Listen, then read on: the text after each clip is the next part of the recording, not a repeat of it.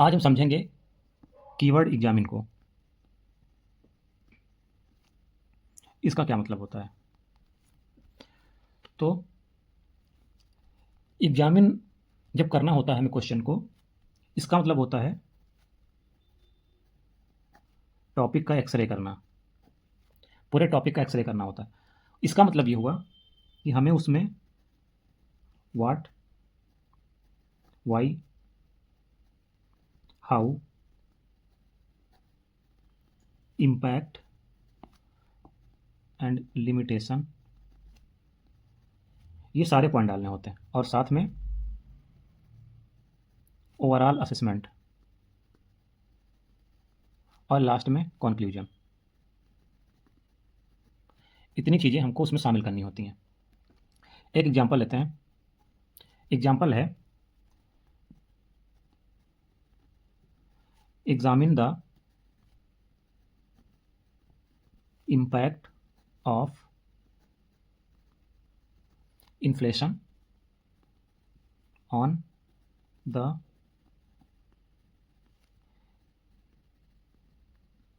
Indian economy. तो इसमें सबसे पहले क्या लिखेंगे, इंट्रोडक्शन लिखेंगे। इंट्रोडक्शन में इन्फ्लेशन क्या होता है ये बता देंगे। तो इंट्रोडक्शन में लिखेंगे inflation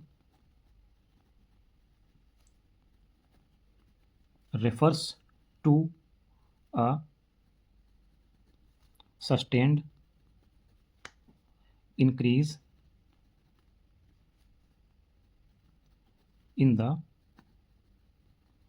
general price level of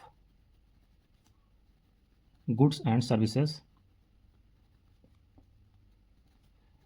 in an economy।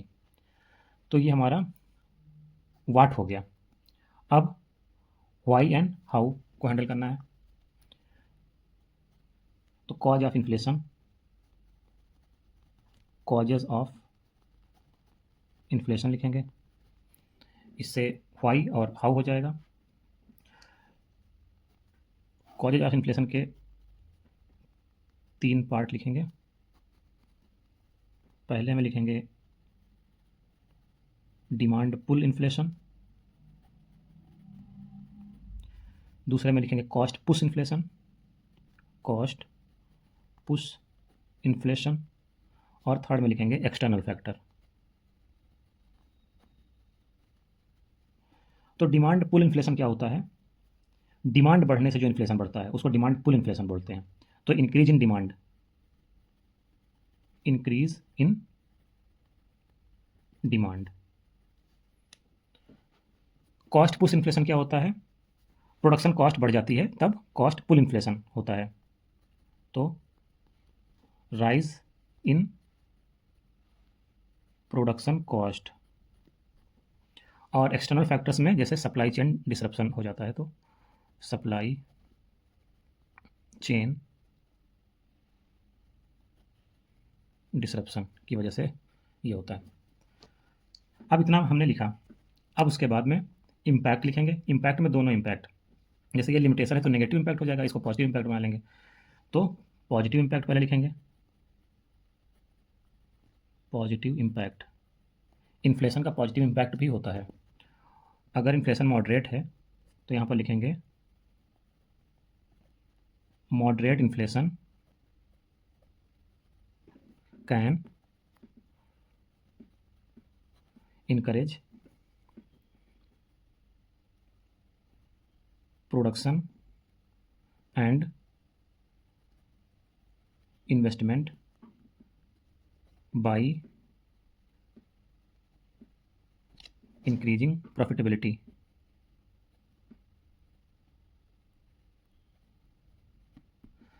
तो एक तो इसका ये पॉजिटिव, दूसरा पॉजिटिव है कि इट में सपोर्ट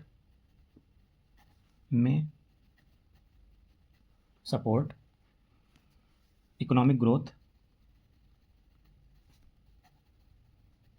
में support economic growth when demand remains strong.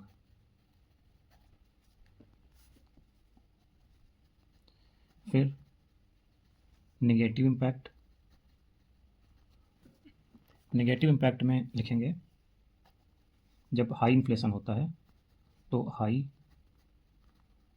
Inflation reduces purchasing power of people,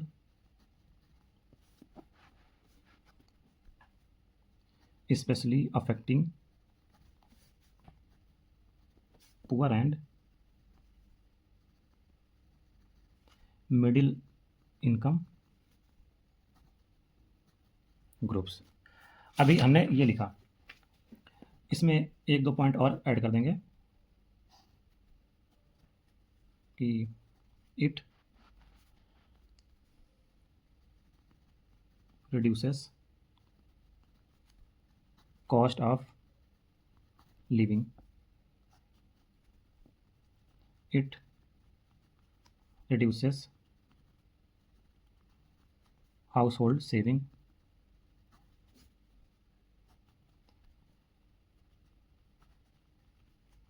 higher input cost can negatively impact industries and employment. इतना नेगेटिव इम्पैक्ट लिख दिया। उसके बाद में एग्जामिनेशन पार्ट लिखेंगे, जो असेसमेंट वाला है वो पार्ट लिखेंगे। तो इसमें लिखेंगे कि inflation needs to be managed through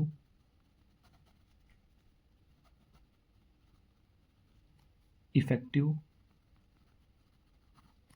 monetary policy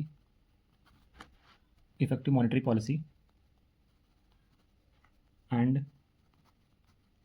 supply side measures, because high inflation can create economic instability